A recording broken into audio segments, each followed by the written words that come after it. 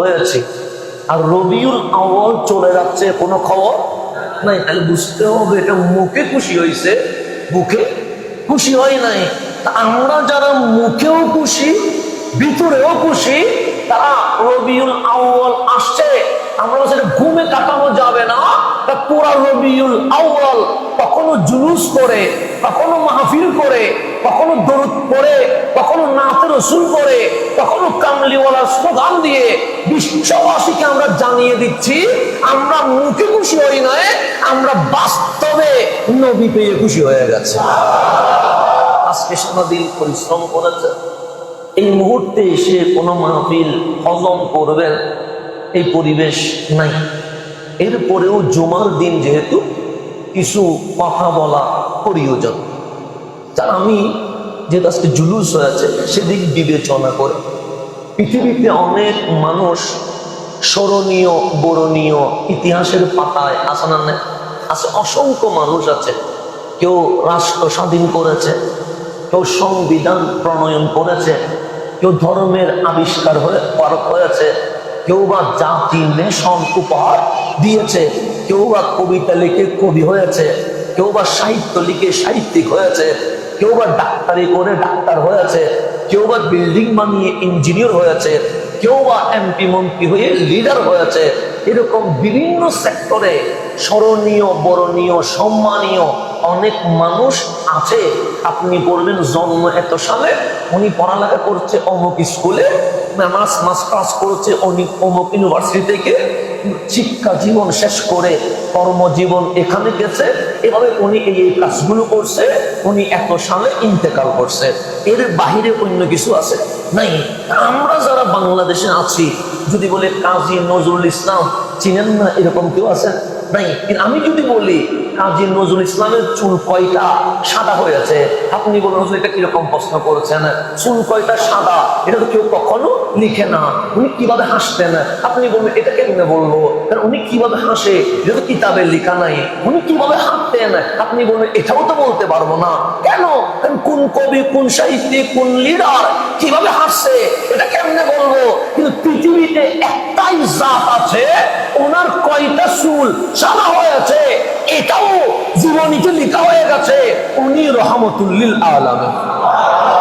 উনি হাঁটেন কিভাবে এটাও লেখা আছে, উনি বসেন কিভাবে এটাও লেখা আছে, উনি কথা বলেন কিভাবে এটাও লেখা আছে, উনি ঘুমান কিভাবে এটাও লেখা আছে, উনি খাওয়ার সময় আঙ্গুল কয়টা ইউজ করেছে এটাও লেখা আছে, পানি নেওয়ার সময় কিভাবে নিয়েছে এটাও লেখা আছে, উনি যখন রাগ হইত উনি কিরকম করতেন এটাও লেখা আছে, উনি যখন খুশি থাকতেন তখন কিরকম কথা বলতেন এটাও লেখা আছে।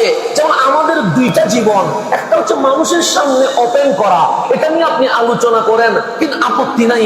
আমার ঘরেরও একটা জীবন আছে, এটাকে আমরা বলি ব্যক্তিগত জীবন। এই জীবন নিয়ে কেউ কথা বলুক এটা আমরা কখনো পছন্দ করি না। কেন? দোষে গুণে মানুষ। যেমন আমি মানুষটা কেমন আপনারা বলতে পারবেন না। কেন বলতে পারবেন না?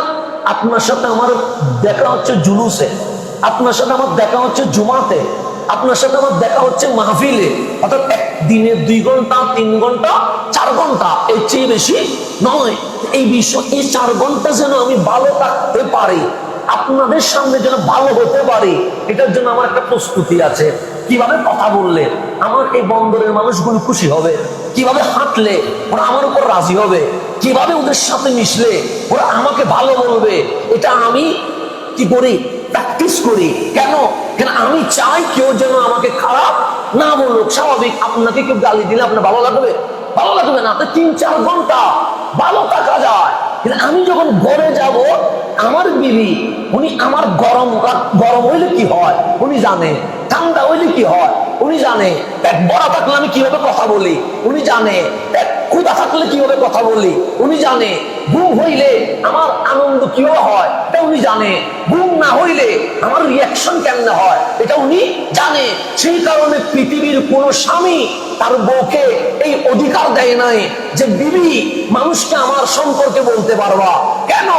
আমি সবার সামনে ভালো সাজতে পারলেও বউয়ের সামনে ভালো সাজা সম্ভব নয়। সেজন্য রহমতুল লিল আলামিন বলছে উম্মত কাল হাসরের ময়দানে কারো স্ত্রী যদি আল্লাহর সামনে গিয়ে বলে মালে আমার স্বামী কেন মতো ভালো আর মানুষ হইতে পারে না, আমি সাক্ষী দিচ্ছি উনি বড় ভালো মানুষ, আল্লাহ বলবে যার স্ত্রীর কাছে স্বামী ভালো হয়ে গেছে সে মওলার কাছে ভালো হয়ে গেছে, আর কিছু দেখার দরকার নাই, স্ত্রী সাক্ষী তারা জান্নাত পর্যন্ত পৌঁছাইয়া দিয়ে দেবে। আপনারা সাক্ষী দিলে হবে না, সাক্ষী দিলেও কাকে? আমার স্ত্রীকে। কেন? কারণ উনি জানে আমি কিরকম। সেজন্য মাঝে মাঝে আমাদের রিক্সাওয়ালার সাথে মাথা গরম হইলে আমরা গড়ের বউয়ের উপর জারি দিই। এটা মাঝে মাঝে হয় কি হয় না? গরম হয়েছি বাইরে, মারতেছি কারে? বউরে। এই জামিল আমাদের হয়। তো বিশ্বের মধ্যে এমন কোন স্বামী নাই যিনি অধিকার দিছে ব্যক্তিগত জীবন নিয়ে কি করতে পারবা, আলোচনা করতে। প্রত্যেকের জীবনে একটা ব্যক্তিগত কি থাকে, বিষয় থাকে যেটা গোপন থাকবে, এটা মানুষের সামনে কখনো ওপেন করা যাবে না। কিন্তু একমাত্র রহমতুল্লিল আলামিন যিনি নিজের স্ত্রীদেরকে বলে দিয়েছে, খাদিজা, আয়েশা, আমি ঘরে কিভাবে ঘুমাই বলতে পারবা, আমি কিভাবে বসি বলতে পারবা, আমি কিভাবে কথা বলি বলতে পারবা, আমার কোনো গোপন বিষয় নাই। কেন? আমি নবীর ওপেনে যেমন কোনো দোষ নাই, আমি নবীর গোপনেও কোনো দোষ নাই। যার ওপেন আর গোপন দুইটাই নিষ্পাপ, উনি রহমতুল্লাহ। সেজন্য ঘরের বউ কন্ট্রোল করা একটা কঠিন জিনিস। আমরা আল্লাহর ওলিদের যখন জীবনী পড়ি, অনেক আল্লাহর ওলি বউয়ের কারণে ওলি হয়ে গেছে। কিসের কারণে? বউ সামলাইতে গিয়ে কি হয়ে গেছে? ওলি হয়ে গেছে। একটা সবল লাগে, ধৈর্য লাগে, যার সাথে আপনি সংসার করবেন 40 বছর 50 বছর এক বিছানায় কাটাবেন। আর সাথে কাটাইতে গেলে বন্ধুর সাথে বন্ধু ডেলি 2 ঘন্টা কথা হয়, সেখানে দেখবেন মাঝে মাঝে ঝগড়া বাজি যায়, কথা ঠিক না? আর সেখানে যার সাথে আপনার 40-50 বছরে কি চলতেছে, সংসার জীবন চলছে, এটা কন্ট্রোল করা কেমন মুসিবত। সেই কারণে অনেকে বউ সামলাইতে গিয়ে কি হয়ে গেছে। আল্লাহ বলি কেন? আল্লাহ তুমি সবর, ধৈর্য তোমার ভিতরে আছে, আমি মালিক খুশি হয়ে তোমাকে কি বানাই দিছি, বলি বানাই দিছি। এরকম অসংখ্য কাহিনী আমি আপনাকে বলতে পারবো। এখন গভীর মনোযোগ। ঘরের বউ সামলানোটা অনেক কঠিন বিষয়। কেন? কারণ উনি আপনার সম্পর্কে সবকিছু জানেন। আপনি ভিতরে কেমন, উপরে কেমন, আপনার বাহিরের আচরণ কেমন, ভিতরের আচরণ কেমন। সেজন্য ভালো সাজা বাহিরে যা, কিন্তু ঘরের ভিতরে ভালো সাজার কোনো সুযোগ নাই। কিন্তু আমার রসুলের 40 বছর যখন শেষ হয়েছে, আল্লাহ বললেন ইকরা বিইসমি রাব্বিকাল্লাযী খালাক। হাবিব, আজকে অনুমতি দিয়ে দিলাম। এতদিন নিজেদের গোপন রাখছেন, আর গোপন রাখার দরকার নাই। আজকেই এখনই আপনি নবী দাওয়াতি কাজ শুরু করে দেন। কয় বছর বয়সে? 40 বছর। দেখেন 40টা বছর মানে জীবনের 3 ভাগের 2 ভাগ চলে গেছে। 40 মানে 2 ভাগ শেষ। মানুষ যখন জওয়ান থাকে মসজিদে আনতে কষ্ট হয়। কেন? ও বলে যে হায়াত আছে, বয়স আছে, যাক না কিছুদিন, তারপর ভালো হবো আর কি, হজর পড়বো আর কি, এত তাড়াতাড়ি এগুলো বলার দরকার কি? আমরা তো বেশিরভাগ কাজ করি যুবকদেরকে নিয়ে, ওদের মেন্টালিটি আমরা বুঝি। ওরা আমাদেরকে বলে যে আমার বয়স তো আছে, তো সময় দেন না 2-3 বছর, একটু সিনেমা নাটক এগুলো দেখে ফেললি, এরপরে এসে তওবা করে কি হয়ে যাব, ভালো হয়ে যাবো। কারণ তার মধ্যে ভিতরে আসে মাত্র জীবন শুরু হয়েছে না, একটু এনজয় করার পরে তওবা করে কি হয়ে যাব, ভালো হয়ে যাবো। তার বিশ্বাস আল্লাহ রহমান রহিম, গফুর সত্তার, জীবনের গুনাহ কি করে দিবে, মাফ করে দিবে। বিশ্বাস বিশ্বাস থাকা ভালো। আল্লাহর ব্যাপারে সবসময় ভালো ধারণা রাখবেন, খারাপ ধারণা রাখার কোনো কিছুই নাই। তা আপনি মনে করছেন একটু ভালো মতো কিছু এনজয় করার পর আবার ফিরে আসবো। তা আমার নবীর 40 বছর শেষ হয়ে গেছে, তার মানে জীবন থেকে 3 ভাগের 2 ভাগ কি হয়ে গেছে, শেষ। এখন আপনারা যে জুলুস করলেন, আমাদের মুরব্বীরা হচ্ছে আমাদের উপদেষ্টা, কিসের উপরে, মাথার উপরে। কিন্তু এই জুলুস পুরোটা স্বেচ্ছাসেবকের দায়িত্বে। যারা ছিলেন সবাই কি ছিলেন, যুবক ছিলেন। আমি যে দেখলাম যারা স্বেচ্ছাসেবকের দায়িত্বে আছেন সবাই কি যুবক। কেন যুবককে দিয়েছেন? কেন? কারণ যুবকের পক্ষে দৌড়ানো সম্ভব, খাটনি করা সম্ভব, কিন্তু যাদের বয়স 40 পার হয়ে গেছে ওনাদের পক্ষে এখন এটা সম্ভব নয়, বাস্তবতা। কারণ 3 ভাগের 2 ভাগ চলে গেছে। ওনাদেরকে এখন আপনাকে তাজিম করতে হবে, সম্মান করতে হবে। উনি যদি রাস্তা পার হইতে না পারে আপনাকে হাত ধরে কি করতে হবে, পার করে দিতে হবে। ওনার যেন কষ্ট না হয় সেদিকে আপনাকে খেয়াল রাখতে হবে। কিন্তু আল্লাহর হাবিবের 40 চলে গেছে। এরপর আল্লাহ বলেন ঠিক করা, আপনি এখন দায়িত্ব পালন করতে পারবেন। 40 পর্যন্ত আল্লাহ বলে নাই। কেন? আমার নবী কি 40-এর আগে নবী ছিল না? অবশ্যই ছিল, ছিল। কেন? আল্লাহ নিজে কোরআনে বলছে ওয়াইজ আখাযাল্লাহু মিসাকান নবিয়্যিন, হাবিব এখনো সূর্য উঠে নাই, আমি আলমে আরওয়াতে নবীদের শপথ অনুষ্ঠানের আয়োজন করেছি। তো এমপি শপথ নে, এমপি হওয়ার আগে না পরে? পরে। রাষ্ট্রপতি শপথ নিবে, রাষ্ট্রপতি হওয়ার আগে না পরে? পরে। এটা স্বাভাবিক বিষয়। আল্লাহ বলছে ওয়াইজ আখাযাল্লাহু মিসাকান নবিয়্যিন, দুনিয়ার কার্যক্রম এখনো শুরু হয় নাই, কিন্তু নবীদের শপথ অনুষ্ঠান কি হয়ে গেছে? শুরু হয়ে গেছে। সেখানে আমি আল্লাহ বলছি সুম্মা জাআকুম রাসূলুম মুসাদ্দিকুন, তোমাদের পরে আমার কামলিওয়ালা নবী রাসূল হয়ে মা আমেনার ঘরে তশরিফ নিয়ে আসবে। এখানে সুম্মা জাআকুম মুহাম্মাদুন বলে নাই, সুম্মা জাআকুম আহমদুন বলে নাই, বলছে রাসূলুম, মা আমেনার ঘরে আসবে। আহমদ হয় না, মুহাম্মদ হয় না, এটা ইমামুল আম্বিয়া হয়ে পৃথিবীর জমিনে তশরিফ নিয়ে আসবে।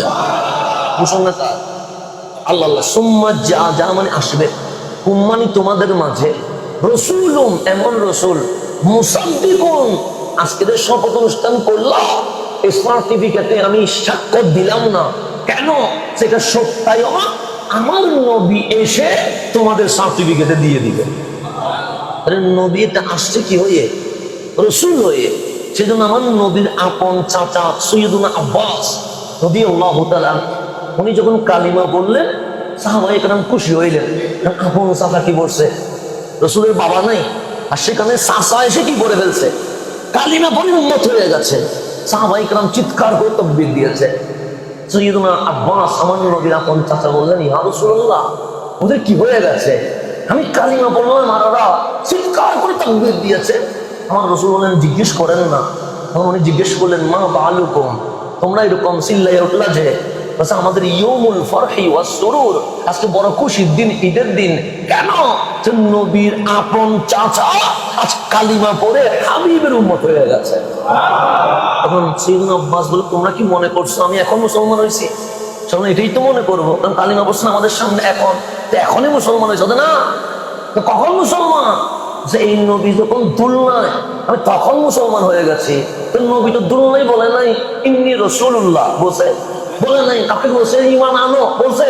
বলে নাই। কিন্তু সৈয়দুনা আব্বাস বলছে আমি দুলনায় ঈমান আনছি। কেমনে?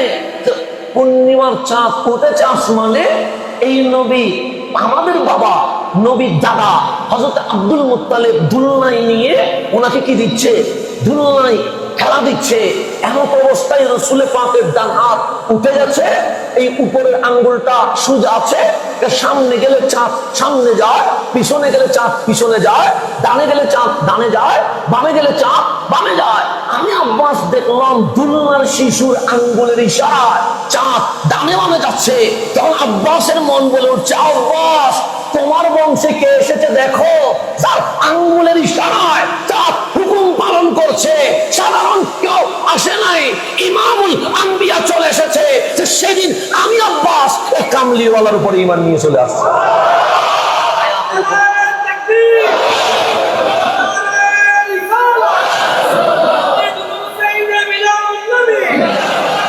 আমার রসুল নবী রসুল এটা সবাই সেদিন জানতো। যেমন আমি হাসান জন্মের পর কি আমারে এই বন্দরে দাওয়াত দিয়ে আনছেন? না। 10 বছর পরে আনছেন? না। আমি যখন আল আজহার থেকে আসছি, কিছু মাহফিল যখন ইউটিউবে আসছে, তখন এলাকাবাসী চিন্তা করলো এটা কে, কার ছেলে, পরিচয়টা কি করে? পরিচয় নেই। যখন পরিচয় জানলেন এটা মুফতি সাহেবের ছেলে, তখন আপনারা সিনার পরে দাওয়াত দিয়ে এই মসজিদ আনছেন। না সিনে আনছেন না, মানুষ একটাতে চিনলে দাওয়াত দিবেন। আমি যদি বলি রবিউল বলে অমুক বক্তারে আনেন, আপনি বলেন জীবনের নামই শুনি নাই, তারা আমি কি করবো? আগে আমাকে নাম শুনতে হবে, তার মাহফিল জানতে হবে, সে কোন মাদ্রাসার স্টুডেন্ট শুনতে হবে, তার উস্তাদরা তার বিষয়ে কি বলেছে, এটা পূর্ণাঙ্গ জেনে এরপর তাকে আমি কি করবো? দাওয়াত করবো। যেন আপনি খতিব রাখবেন, এমনি কি আমি মাত্র খতিব বসাই দিবেন না, আরে কি হয়, ইন্টারভিউ হয়, মাদ্রাসার বড় বড় মুহাদ্দিস এনে বসান, বসানোর পরে তার সার্টিফিকেট যাচাই বাছাই করেন, যাচাই বাছাই করার পরে ওই মুহাদ্দিস ওই মুফতি সাহেব প্রশ্ন করেন, প্রশ্নের উত্তর ঠিক হওয়ার পরে তারপর বলেন কয়েক জমা পড়ান, তারপরে আপনাকে কি করব, কনফার্ম করব। এটাই হচ্ছে নিয়ম। যাকে চিনি না তার মাহফিল শুনি না, এটা স্বাভাবিক বিষয়। কিন্তু আল্লাহ কোরআনে বলছে হাবিব আপনার পরিচয় দেওয়া লাগবে না, আইডেন্টিটি বলা লাগবে না, আপনি কে এই পরিচয় দেওয়া লাগবে না। হাবিব বলে মওলা আমি যে ইমামুল আম্বিয়া বলবো না, আল্লাহ বলছে না বলতে হবে না। আমি যে সৈয়দুল মুরসালিন এটা বলবো না, আল্লাহ বলে বলতে হবে না। আমি যে আখেরি পয়গম্বর এই জমিনে এসেছি কুল কায়নাতের জন্য, এটা কি বলবো না, আল্লাহ বলে বলতে হবে না। এখন বলেন আমাকে জন্মের আগে না আমার বাবা চিনেছে না আমার মা চিনেছে, আমি মায়ের পেটে আসছি তাও আমার মা জানে না এটা ছেলে নাকি মেয়ে। আমার মা যেহেতু জানে না আমার বাবারও জানার কোনো সুযোগ নাই, আমার মা বাবা যেহেতু জানে না আনোয়ারার মানুষও জানার কোনো সুযোগ নাই। আর আল্লাহ বলছে ইয়াজিদুনাহু মাকতুবান ইনদাহুম ফিত-তাওরাতি ওয়াল ইনজিলি। হাবিব ওরা আপনাকে চিনে, ইহুদিগুলোও চিনে, খ্রিস্টানগুলোও চিনে, মক্কাবাসীও চিনে। কেমনে চিনে? আপনি নবী দুনিয়ায় আসার শত হাজার বছর আগে আমি আল্লাহ নিজে ইনজিল তাওরাতের পৃষ্ঠায় পৃষ্ঠায় আপনি নবীর জীবনী লিখে দিয়ে দিয়েছে। মানুষের আলোচনা হয় জন্মের পরে, জন্মের আগে কারো আলোচনা হইতে শুনছেন? শুনেন নাই, কখনোই শুনেন নাই। কিন্তু আল্লাহ বলতেছেন আমার হাবিবের আলোচনা তোমরা জুলুস না করলে কি হয়েছে, তোমরা নারী রেসালত না বললে কি হয়েছে, তোমরা রবিউল আউয়াল পাইয়া না সাজাইলে কি হয়েছে, কিছুই হবে না। কেন? তোমরা শত চেষ্টা করলেও আমার নবীর বিন্দু মাত্র শান কখনো কমাইতেই পারবা না। কারণ হাবিবের শান মান মর্যাদা সম্মান আমি আল্লাহ নিজেই বুলন্দ করে দিয়ে দিয়েছি। বুলন্দ করছে কে? আল্লাহ। এর তাফসীর আল্লাহ নিজে করতেছে। কোন আয়াতের তাফসীর আল্লাহ করছে এরকম কি বলতে পারবে? বলতে পারবে না। আয়াত নাজিল করছে আল্লাহ, তাফসীর করছে রাসূলুল্লাহ, এটা নিয়ম। কুল হুয়াল্লাহু আহাদ এর তাফসীর কি আল্লাহ করছে? না, কোন আয়াতের তাফসীর আল্লাহ করে না। কিন্তু ওয়ারাফা'না লাকা যিকরাকের তাফসীর আল্লাহ করছে। যখন ওয়ারাফা'না লাকা যিকরাক নাজিল হইছে তখন জিবরিল আমিন আমার রাসূলকে জিজ্ঞেস করছে আতাদরি কাইফা রাফা'আল্লাহু যিকরাক। হাবিব আপনি জানেন আল্লাহ আপনার মান, আপনার নাম, আপনার সম্মান যে বাড়াইছে লিমিট কতটুকু, কতটুকু পর্যায়ে উঠাইছে এটাকে আপনি জানেন? আমার নবী হাসি দিয়ে বলেন জিবরিল প্রশ্ন করতেছে কারে? আপনাকে। তা আমার মান, আমার নাম, আমার সম্মান বাড়াইছে কে? আল্লাহ। আল্লাহ বাড়াইছে, তুমি আমারে জিজ্ঞেস করতেছো? যিনি বাড়াইছে আল্লাহু আ'লাম, উনি তো ভালো জানবে, ওনারে গিয়ে জিজ্ঞেস করো। জিবরিল বললেন মাওলা তোমার হাবিবকে জিজ্ঞেস করে তো আমি আটকে গেলাম। আল্লাহ বলে কি জিজ্ঞেস করছো? তা তুমি বললা ওয়ারাফা'না লাকা যিকরাক, তুমি ওনার শান বাড়াইছো। আমি জিজ্ঞেস করলাম হাবিব কতটুকু বাড়াইছে আল্লাহ জানেন? আমার নবী কি বলছে? সাল্লাল্লাহু আলাইহি বলছে। আল্লাহ বলে কতটুকু ঠিক বলছে? নবীর শান তো নবী বাড়াই নাই, নবীর শান বাড়াইছে কে? আল্লাহ। আল্লাহ বলছে জিবরিল আমি কোন আয়াতের তাফসীর করি নাই, কিন্তু এই আয়াতের তাফসীর করব। কেন? হাবিবের শান হাবিব কোলে বলবে না, আমি আল্লাহ বলছি ওয়ারাফা'না লাকা যিকরাক। আই অর্থ হবে মা যুকিরতু, আমি আল্লাহ আল্লাহ হইয়া, আমি খালেক খালেক হইয়া, আমি মাবুদ মাবুদ হইয়া কোথাও আমার নাম সিঙ্গেল কোথাও উল্লেখ করি নাই। ইল্লা তবে হ্যাঁ যুকিরতা মাই, যেখানে যেখানে আমার নাম সেখানে সেখানে পাশে আপনি হাবিবের নাম যোগ করে দিয়ে দিয়েছেন। যোগ করছে কে? শত চেষ্টা করলেও আমার নবীর নাম এটা কি করতে পারবি না। তুমি যখন কালিমা পড়বো লা ইলাহা, আল্লাহ যেখানে আছে সেখান থেকে মুহাম্মাদুর আল্লাহ নামে অ্যাড করাই দিছি। তুমি যখন আযান দিবা আশহাদু আল্লা ইলাহা, এরপরে গিয়ে আশহাদু আন্না মুহাম্মাদা, আমার নবীর নামে অ্যাড করাই দিছি। তুমি খুতবা দিবা ইন্নাল হামদালিল্লাহ বলবা, ঠিক তারপরেই তোমাকে বলতে হবে আসসালাতু ওয়াসসালামু আলা রাসূলিল্লাহ। তুমি যখন বিয়ের খুতবা পড়াবা সেখানে নাহমাদুহু ওয়া নুসাল্লি যেখানে বলবা সেখানে ওয়া নুসাল্লিমু আলা রাসূলিল্লাহ বলে হাবিবের নাম অ্যাড করে দিয়েছি। তোমার জন্মের আযান যখন হবে তখনও হাবিবের আযানের মধ্যে হাবিবের নাম থাকবে। তুমি যখন বিয়ে করবে তোমার খুতবায় হাবিবের নাম থাকবে। তুমি যখন মরবে তখনও আলাদুল্লাহ বলে সেখানেও আমি হাবিবের নাম অ্যাড করে দিয়েছি। আমার জন্ম থেকে মৃত্যু পর্যন্ত আমি নবীর নাম কি লাগা রাখছি। জুড়া করবে প্রত্যেকে, চিনবে কিভাবে, কাঁদবে কিভাবে? এখন শুধু মসজিদ থেকে নসরুল নাম বাদ দিয়ে সে মনে করছে বড় কামিয়াব হয়ে গেছি মনে হয়। আল্লাহ বলে না, তোমার জন্ম থেকে মৃত্যু পর্যন্ত আমি তোমার প্রত্যেকটা সম্পর্কের সাথে আমার নবীর নামটা যোগ করে দিয়েছি। যোগ করছে কে? আপনি জুদা করতে পারবেন? যোগ করছে তো আল্লাহ। জুদা করতে যাওয়া মানে কার সাথে লাগা? আল্লাহর সাথে। আল্লাহর সাথে লাগলে কি আপনি জীবনে পারবেন? সম্ভব কখনো? সেজন্য যারা যারা নবীর সামনে বেয়াদবি করেছে তারা নবীর সাথে লাগে নাই, লাগছে কার সাথে? আল্লাহর সাথে যারাই লাগতে গেছে দেখবেন তাদের ইজ্জত সম্মান সবগুলো প্লাস্টিক হয়ে গেছে। কখনো তাদের মাদ্রাসায় এটা ধরা পড়ে, কখনো তারা মানুষের বউ নিয়ে চলে যায়। এসব জামিলার মধ্যে পড়ে গেছে। কেন লাগছে কার সাথে? আল্লাহ বলে সত্তার হইয়া তোর গুনাহ গ্রহণ করছিলাম, যখন আমার নবীর সাথে লাগছো তোর চরিত্র কেমন আমি বিশ্ববাসীর সামনে ওপেন করে দিয়ে দিব। এখন মানুষ দেখতেছে তারা কারা, যারা মিলাদুন নবীর বিরোধিতা করে। মানুষ দেখতেছে তাদের চরিত্র স্বাভাবিকভাবে এটা মানুষের চরিত্র নয়, এটা অমানুষের চরিত্র।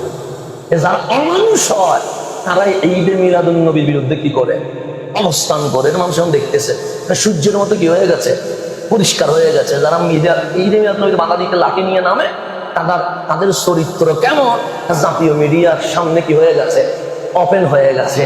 তাদের হুজুরগুলোর চরিত্র কেমন এটাও এখন জাতি জেনে গেছে। তাদের মহিলা মাদ্রাসাগুলোর অবস্থা কেমন এটাও এখন জাতি জেনে গেছে। আল্লাহ আপনাকে বুঝাইছে আমার নবীর বিপক্ষে যাদের অবস্থান ওদের চারিত্রিক ভাবে তারা ভালো নয়, তো যাদের চরিত্রই ঠিক নয় ওদের মুখ দিয়ে নবীর পক্ষে কখনো কথা বের হইতে পারে না। এটা ওই বিষয়, এটা আপনারা বুঝে নেবেন। আল্লাহ যেন আমাদেরকে বুঝার তৌফিক নসিব করে। নবীর বিপক্ষে লাগলে আল্লাহ লাগায়, আল্লাহ আপনার প্রতিশোধ নেওয়া শুরু করবে। সেজন্য খানাই কাবার ভিতর 360 মূর্তি ঢুকাই ফেলছে। ওই মূর্তি আল্লাহ কি চাচ্ছেন? ইয়াকা না'বুদু, এটাই তো আল্লাহ চাচ্ছেন। আল্লাহ চাচ্ছেন বান্দা সিজদা এটা কারে দিবে? যে আল্লাহরে দিবে, এটা আল্লাহ চাচ্ছেন। সেজন্য তো নবীকে পাঠাইছে, সেজন্য তো কোরআন পাঠাইছে। আল্লাহ চাচ্ছেন বান্দা লিয়াবুদুন, ইবাদত করবে কার? আর সেই বান্দা আল্লাহর ঘরের ভিতরে 300টি মূর্তি 60 মূর্তি ঢুকাই দিছে। হাবিব যখন দাওয়াত দিচ্ছে আল্লাহ বলেন হাবিব তাদেরকে গালি দেওয়া দূরের কথা, তাদের মূর্তি নিয়েও খারাপ কিছু বলা যাবে না। এটা নাম ইসলাম। আল্লাহর সাথে লাগাই দিছে। মূর্তি ঢুকা মানে কার সাথে লাগাইছে? আল্লাহর সাথে না। এর চেয়ে বড় গাদ্দারি বেয়াদবি আর কিছু হইতে পারে? সেই জায়গায় আল্লাহ বলতেছেন হাবিব তাদেরকেও মন্দ কিছু বলার দরকার নাই, তাদের মূর্তি নিয়েও মন্দ কিছু বলার। আল্লাহ আবু জাহেলকেও কিছু বলতেছে না, আবু লাহাবকেও কিছু বলতেছে না, উতবারও কিছু বলতেছে না, সাইবারেও কিছু বলতেছে না, উমাইয়ারও কিছু বলতেছে না। বরং আল্লাহ শিখাই দিচ্ছে লাকুম দীনুকুম ওয়ালিয়া, তোমার ধর্ম তোমার, আমার ধর্ম। কিন্তু যখনই আবু লাহাবের হাত নবীর দিকে উঠছে আল্লাহ বলেন তাব্বাত ইয়াদা আবি লাহাব, যেই হাত আমার মুস্তাফার দিকে উঠেছে আমি ভাঙিয়ে ছিঁড়ে ফেলবো। ঘোষণা তা আমার ভিতর মূর্তি ঢুকাইছে, আল্লাহ কিচ্ছু বলতেছে না, কিন্তু হাত উঠছে নবীর দিকে। আল্লাহ আবু লাহাব যেই আঙ্গুল নবীর দিকে উঠছে এই হাত আমি ছিঁড়ে মুছড়ে ফেলবো। ঘোষণা কার? আল্লাহর সাথে বিয়াদবি করছে, আল্লাহ সহ্য করেছে। নবীর সাথে বিয়াদবি করার সাথে সাথে আল্লাহ অ্যাকশনে যাইতে 1 সেকেন্ডও কি নেয় নাই, সময় নেয় নাই। সেজন্য নবীর সামনে বিয়াদবি করলে দেখবেন যে নিজের অস্তিত্ব নিয়ে কি হয়ে যাবে, টানাটানি বেড়ে যাবে। আমি যেখানে বলছিলাম আমার রসুল সর্বপ্রথম দাওয়া নিয়ে যাচ্ছে কার কাছে? মক্কাবাসীর কাছে না। সর্বপ্রথম আমার নবী ঘরে গিয়ে বলেন খাদিজা জাম্মিলুনি জাম্মিলুনি, খাদিজা আমার একটু কম্বল দাও, কাঁথা দাও, শরীর আমার কাঁপছে। আম্মা জান খাদিজা কাঁথা নিয়ে আসলেন। আমার রসুলকে জিজ্ঞেস করলেন ইয়া রাসূলুল্লাহ 15 বছরের সংসার, কতবার বাইরে গেলেন আর ভিতরে আসলেন, জীবনে কখনো এই দৃশ্য দেখি নাই, আচ্ছা এমন কি হয়ে গেল আপনার শরীর কাঁপছে, গায়ের জ্বর উঠছে, আমার রসুল বললেন, লৌহে মাহফুজের কোরআন যেটা কেউ নিতে পারে নাই, সেই কোরআন আমার বক্ষ মোবারকে নাজিল হইতে শুরু হয়ে গেছে। আম্মা জান খাদিজা, এটা আমাদের আনোয়ারের খাদিজা না, এটা একদিকে বিশ্বের প্রভাবশালী ব্যবসায়ী, তার মানে দুনিয়া ভালো বুঝেন, যারা ব্যবসা বোঝে তারা দুনিয়া বোঝে না, বুঝে। একদিকে প্রভাবশালী ব্যবসায়ী, তার মানে দুনিয়া বোঝেন, আরেকদিকে তাওরাত ইনজিলের বড় আলেমা, ইসলাম দ্বীনও বুঝেন। একদিকে ধর্মও বুঝে, আরেকদিকে দুনিয়াও। যে দুইটা বুঝে, ওরে কি আপনি কোনো মতে কোনো কায়দায় ওকে 2 নাম্বারই করার সুযোগ আছে? যে দুনিয়া বুঝে দিন বুঝে না, তার আপনি কি করে ফেলতে পারবেন? বলে ফেলতে পারবেন। দিন বুঝে দুনিয়া বুঝে না, তারেও আপনি বিপদে ফেলে দিতে পারবেন। কারণ সে সহজ সরল মানুষ, নামাজ কালাম নিয়ে আছে, দুনিয়া বুঝে না, তার বিপদে ফেলতে পারবেন। বা দুনিয়া বুঝে দিন বুঝে না, তার দিনও উল্টায় ফেলতে পারবেন। কেন? এটা সহজ। যে দিনও বুঝে আর দুনিয়াও বুঝে, তারে কি উল্টানো সহজ? সে আম্মা জান খাদিজা বলতেছেন, মান জা, কে এসেছে? আমার নবী যা জিবরিল রইসুল মালাইকা, ফেরেশতাদের সরদার জিবরিল আমিন, আমি নবীর দরবারে উপস্থিত হয়ে গেছে। তখন আম্মা জান খাদিজা কোনো প্রশ্ন করে না, কি করছে? নেকাব একটা পরে আসছে, স্বামীর সামনে নেকাব পড়তে হয় না, উনি নেকাব পরে আসছে। এসে বললেন, ইয়া রাসূলুল্লাহ, জিবরিল যেটা দেখছিলেন তো দেখা যায় কিনা দেখেন তো। আমার নবী বলেন, হ্যাঁ এখন দেখা যায়। নেকাব করলেন, দেখা যায়। আমার নবী সাল্লাল্লাহু, আবার নেকাব করলেন, দেখা যায়। আমার নবী হ্যাঁ দেখা যায়। আবার নেকাব করলেন, দেখা যায়। আমার নবী দেখা যায় না। আবার নেকাব করলেন, দেখা যায়। আমার নবী বলে, হ্যাঁ দেখা যায়। নেকাব করলেন, দেখা যায়, সে দেখা যায় না। 3 বার নেকাব করলেন আর করলেন। নেকাব করা জিবরিলে দেখা যায়, নেকাব খোলা জিবরিল দেখা যায় না। এতটুকুতেই আম্মা জান খাদিজা বললেন, লা শাক্কা ওয়ালা রাইবা আনতা রাসূলুল্লাহ, সন্দেহ নাই আপনি রাহমাতুল লিল আলামিন। হাবিব কালিমাটা পড়ায়া আমার প্রথম মুসলমান বানায়া বলেন। শুধুমাত্র জিবরিলকে পরীক্ষা করছে, নবী পরীক্ষা করে নাই। নেকাব পরার খোলার মধ্যে কেমনে বসছে জিবরিল? বলেন, আমি নেকাব পড়লাম জিবরিল আছে, নেকাব পড়লাম জিবরিল নাই। এটা যদি শয়তান হইতো থাকতো। কেন? শয়তান হায়া নাই, লজ্জা নাই, শরম নাই, সে নেকাব খোলা অবস্থায় বসে থাকতো। কিন্তু ফেরেশতাদের হায়া, লজ্জা, শালীনতা বেশি, সেজন্য নেকাব খুলতে দেরি, ওনারা ঘর থেকে বের হয়ে গেছে। সুতরাং প্রমাণ হইল নবীর কাছে শয়তান আসে নাই, কে আসে? জিবরিল আসছে কিনা এটা টেস্ট করছে, নবীরে টেস্ট করে নাই। কেন? সে 15 বছর যারে দেখছি তারা টেস্ট করার কিছুই নাই, মাসুম, উনি নবী, উনি রাসূল, এতে কোনো সন্দেহ নাই। বিবি মানে নিয়েছে। এখন আমরা মাওলানা সাহেব আপনাদের কাছে, আমরা আজহারি সাহেব আপনাদের কাছে, আমার স্ত্রীর কাছে আমি স্বামী, আমি বড় মাওলানা, এটা স্ত্রীর কাছে সম্ভব না। কিন্তু আমার নবীর স্ত্রী সর্বপ্রথম রসুলকে কি করছে? মেনে নিয়েছেন। এরপর আমার রসুল তাকে দাওয়াত দিচ্ছে, যার সাথে বাল্যকাল থেকে আমার নবী চলেছে। আমাদের বন্ধু আছে না? নাই আছে। আমার বন্ধুদের সঙ্গে আমি দাওয়াত দিতে পারবো না। কেন? কারণ আমার বন্ধুরা আমার অতীত সম্পর্কে জানে। মানুষ ছোটকাল থাকলে বড়ই গাছে কি মারে? ঢিল মারে, এটা স্বাভাবিক বিষয়। আমি যদি বন্ধুরে দাওয়াত দিতে যাই, দাম করে বলবে, বেশি ভালো সাজিও না। কারণ ক্লাস 6-এ যে আমার সাথে বড়ই গাছে ঢিল মারছিলা, আমি কিন্তু ফেসবুকে পোস্ট দিয়ে দিব। ইজ্জত সম্মান থাকবে না, চলে যাবে। তা ইজ্জত সম্মান বাঁচানোর জন্যই তো আমি বন্ধুকে দাওয়াত দিব না। আমার বাবা তোর জায়গায় তুই থাক, আমার জায়গায় আমি তাই ফেসবুক নিয়ে মারামারি করার কোনো দরকার নাই। আর আমার রসুল প্রথম দাওয়াত দিতে গেছে ছোটকাল থেকে যার সাথে বড় হয়েছে, আবু বকর, হাত দিয়ে বললেন, আবু বকর ইন্নী রাসূলুল্লাহ। বলেছে, বাস আমানতু বিকা, আমি ঈমান নিয়ে এসেছি। আমার রাসূল আবু বকর তাওহীদের দলিল, রিসালাতের দলিল, কোরআনের এভিডেন্স চাইব না। সিদ্দিক হাসি দিয়ে বলে, ছোট থেকে যারা দেখতেছি এত বড় দলিল চোখের সামনে থাকার পরে সেকেন্ড আর কোনো দলিলের দরকার নেই। প্রথম ঈমান আনলেন স্ত্রী, দ্বিতীয় ঈমান আনলেন কৈশোর বাল্যকাল থেকে যিনি নবীর সাথে কি হয়েছেন। তৃতীয় দাওয়াত দিতে গেছে যারে নবী পেলে বড় করছে, সৈয়দুনা মাওলা আলী, নবীর কুলে যিনি বড় হয়েছেন। দেখেন তিনজন নবীকে ছোট থেকে কি করছে দেখছে। আলীকে বলছে, আলী ইন্নী রাসূলুল্লাহ। আলী বলে, এটা কি বলতে হয়? আমি তো আপনার পিছনে তখনও নামাজ পড়া শুরু করছি যখন আল্লাহ আকিমুস সালাতেই বলে নেয়। আমি তো ঈমান আগে থেকে আনছি, আপনার শুধু হুকুমের অপেক্ষায় ছিলাম। 3জন যখন ঈমান নিয়ে আসছে, এখন আমার রাসূল মক্কাবাসীদের দাওয়াত দিলেন। মক্কার মানুষ ইকরা বিইসমি রাব্বিকাল্লাযী খালাক। তখন মক্কার মানুষ বলেন, কি বলতেছেন, কিছুই তো বুঝি নাই। আমার নবী লা ইলাহা ইল্লাল্লাহ ইন্নী রাসূলুল্লাহ, আর যেটা বলছি ইন্নাহু লাকুরআনুন কারীম। তখন মক্কার মানুষ বলছে, আমরা কাবার ভিতরে 360 মূর্তি, দোকানে দোকানে মূর্তি, বগলের নিচে মূর্তি, আর আপনি বলেন লা ইলাহা ইল্লাল্লাহ, বললে কি মানে নিব? আল্লাহ যে এক, প্রমাণ কি? আপনি রসুল বললে কি মেনে নিব? আপনি যে রসুল, তার দলিল কি? কোরআন কালামুল্লাহ বললে কি মেনে নিব? কালামুল্লাহ যে এটার এভিডেন্স কি? আল্লাহ বললেন, হাবিব ওদের কি অবস্থা?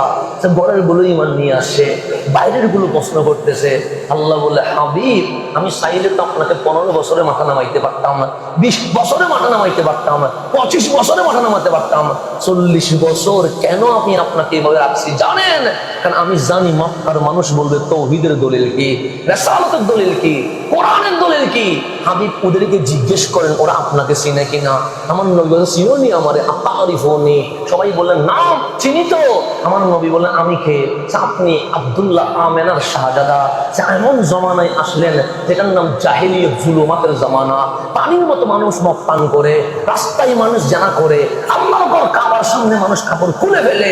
এই জমানায় আমরা সাক্ষী দিচ্ছি আল আমিন আস-সাদিক আল মাসুম যদি কেউ তাকে, উনি মুহাম্মদ সাল্লাল্লাহু আলাইহি ওয়াসাল্লাম। যৌবনে ভুল নাই এরকম কেউ আছে? আমি হুজুর হইলেও আমার ভুলে ভরা যৌবন, এটা সত্য কথা, এখানে গোপন করার কিছুই নেই। আপনাদের যৌবনে ভুল নাই এ কথা বলার কোনো সুযোগ নাই। সবার ভুল আছে যৌবনে। মানুষ ভালো হয় 40-এর পরে, সেটা আপনার বেলায়ও, সেটা আমার বেলায়। একই বেলা। হুজুর ভুল করে না এরকম কোনো কথা নেই। হুজুরও ভুল করে, আপনি ভুল করেন না সেটা কোনো কথা না। পাবলিকও কি করে? ভুল করে। খতিবও ভুল আছে, ইমামেরও ভুল আছে, মুসল্লিরও ভুল আছে, স্বাভাবিক বিষয়। সেজন্য সবাইকে মিলে কি করতে হয়? তওবা করতে হয়। কার দরবারে? আল্লাহর দরবারে। যৌবনে ভুল নাই এরকম কেউ দেখাইতে। আর আমার নবীর সামনে শত্রু দাঁড়িয়ে বলছে, আপনার কোনো দোষ নাই, পাপ নাই, অপরাধ নাই, আপনি আমিন, আপনি সাদিক, আপনি মাসুম। আল্লাহ বলে, হাবিব বলেন, ফাকাদ লাবিস্তু ফীকুম আমারান মিন ক্বাবলিহি, মা আমেনার ঘর থেকে গারে কাতক আমি নবী 40 বছর তোমাদের সামনে কাটিয়েছি। আমার হাঁটা, আমার চলা, আমার বসা, আমার ঘুমানো, আমার খাওয়া, আমার সংসার, আমার চাকরি, আমার লেনদেন, আমার ব্যবসায় কোন ভুল, পাপ, অপরাধ খুঁজে না পাওয়া আমি নবীর নিষ্পাপ, মাসুমিয়ত, তাওহীদ, রিসালাত, আল কোরআনের দলিল হয়ে গেছে। নবীর যৌবন এটা দলিল, এটার নাম মিলাদুন নবী। এটাকে বাদ দিলে দলিল নেই। দলিল না থাকলে 40 থেকে 63 মানতে পারবেন না। আগে দলিল, এরপর অনুসরণ। এই দলিল হচ্ছে 40 বছর। আল্লাহ আফাল্লাহ তাআকিলুন, ওদের আকল নাই, বিবেক নাই, জ্ঞান নাই। মা আমেনার ঘর থেকে গাড় হেরা পর্যন্ত একজন সাপ তোদের সামনে সময় কাটাইছে, ওনাকে দেখার পর আবার দলিল খুঁজিস? সর্বশ্রেষ্ঠ দলিল তো আমার নবী নিষ্পাপ হয়ে তোদের মাঝে রয়ে গেছে। তাহলে এই যৌবনে নবীর কোনো দোষ আছে? আজকের এই যুবক যারা আছে তারা কেউ মাদকের আড্ডায়, কেউ জুয়ার আড্ডায়। আগে মানুষ কবরস্থান দেখলে কান্না করতো, এখন দেখবেন গ্রামের কবরস্থানের উপরে কেন জানি জুয়ার আসর বসে গেছে। এখন মানুষ কবর নিয়ে টিকটক করা শুরু করেছে। বাংলাদেশে আরো সমস্যা, কৃত্রিম কবর দিয়ে বা জাদুঘর শুরু করেছে। ইসলামটাকে নিয়ে চতুর্দিকে মস্কারি ভাব শুরু হয়ে গেছে। এটা কখনোই ইসলামের আদর্শে মুসলমানের চরিত্র হইতে পারে না। সেই কারণে এই যুব সমাজকে যদি ঠিক করতে চান, র্যাব দিয়ে হবে না, পুলিশ দিয়ে হবে না, আর্মি দিয়ে হবে না, আইন দিয়ে হবে না, জেলখানা দিয়ে হবে না, ক্রস ফায়ার দিয়ে হবে না। প্রত্যেক যুবকের বুকে বুকে যদি নবীর আদর্শ প্রবেশ করিয়ে দেওয়া যায়, শুধু আনোয়ারা নয়, সমগ্র বাংলাদেশ 1 বছরের ভিতরে জান্নাতি আবহাওয়া শুরু হয়ে যাবে। নবী দরকার আছে না? নাই? এই নবীর আদর্শ ঢুকানোর জন্য আপনাকে ঈদে মিলাদুন নবী লাগবে, মেরাজুন নবী লাগবে, নবীর সম্মানের আলোচনা লাগবে। এই যে রবিউল আউয়াল চলছে, এখন আমাদের ডিউটি কি? আমাদের ডিউটি হচ্ছে ঘরে ঘরে মিলাদের আয়োজন করা। প্রত্যেক নরনারীর বুকে বুকে নবীর মোহাব্বত প্রচার করা, তাকে জানিয়ে দেওয়া এটা রবিউল আউয়াল। মা, আমার নবী এসে আপনার অধিকার দিয়েছে, বোন আপনার অধিকার দিয়েছে, স্ত্রী আপনার অধিকার দিয়েছে। সন্তানকে বলবেন তুই যে বন্ধু বন্ধু করছিস তোর আসল আপনকে জানিস? তখন ও জিজ্ঞেস করবে আসল আপনকে? তখন বলবেন এখনো রোজায় উম্মতি উম্মতি বলে আমার নবী তোমার জন্য চোখের পানি ছেড়ে দিয়েছে। এভাবে করে নবীর সম্মান প্রচার করলে দেখবেন আমার তরুণ প্রজন্ম যখন ভেতরের নবী নিয়ে আসবে, নবীর মোহাব্বত নিয়ে আসবে, এই অন্তর দিয়ে সে কখনো মিথ্যা কথা বলতে পারবে না, কখনো গালি দিতে পারবে না, মাদকের আসরে বসতে পারবে না, কোনোদিন জুলুম করতে পারবে না। তাই আমার এই সমাজকে ঠিক করার জন্য আমাদেরকে একটাই কাজ করতে হবে, লাকাদ কানা লাকুম ফি রাসূলিল্লাহি উসওয়াতুন হাসানা। তোমাদের জন্যই সবচেয়ে উত্তম আদর্শ যার মাঝে আছে উনি রহমতুল লিল আলামিন। সেজন্য আনোয়ারাবাসীকে ধন্যবাদ যে রবিউল আউয়াল আপনাদের ঘুমের ভিতরে যায় নাই। রবিউল আউয়ালে আপনারা জুলুস করতেছেন, নবীর আলোচনা করেছেন, মহল্লায় মহল্লায় মাহফিল সাজিয়েছেন। এটার মাধ্যমে কি হবে? তরুণ প্রজন্ম নবীকে চিনবে, তাদের আদর্শ মডেল আইডল আইকন হিসেবে অন্য কাউকে নিবে না, তারা তাদের সুখের সামনে রহমতুল লিল আলামিনকে রাখবে। তখন দেখবেন তার চুল কাটবে নবীর মতো, তার হাসবে নবীর মতো, সে বসবে নবীর মতো, সে খাবে নবীর মতো। তার বডিতে যখন সুন্নত চলমান শুরু হয়ে গেছে দেখবেন অটোমেটিক তার ঘরে শান্তি আসা শুরু করেছে।